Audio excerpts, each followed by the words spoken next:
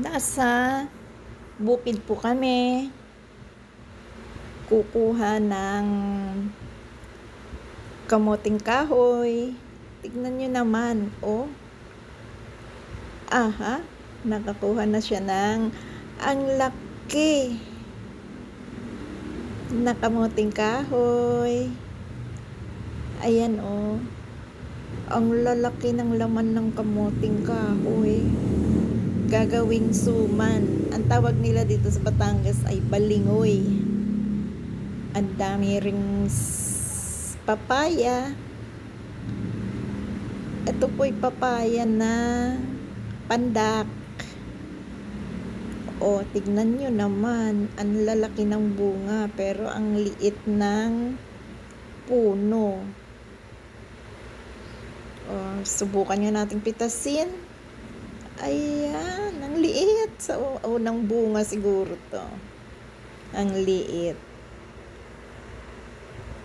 Ayan pa yung isang maliit na bunga, oh. Cheers for the maliit na papaya. O, hindi naman mawawala ang magpa-selfie. Selfie lang. Ang liit talaga ng puno ng papaya, pero hitik naman sa bunga. Ayan. Si Miss Tapia. Hirap na hirap magpa-selfie sa papaya. At hindi pa siya tapos. Ano ba naman yan? Inakap pa si papaya.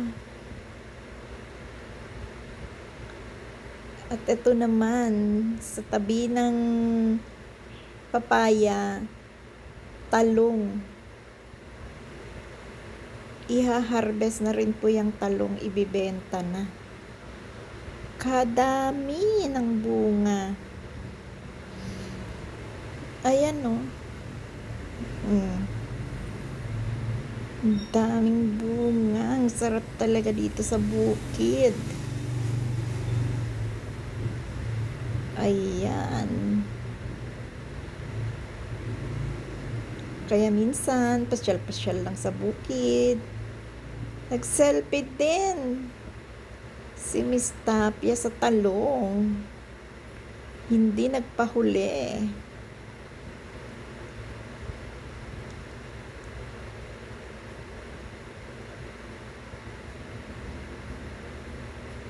Ang daming bunga.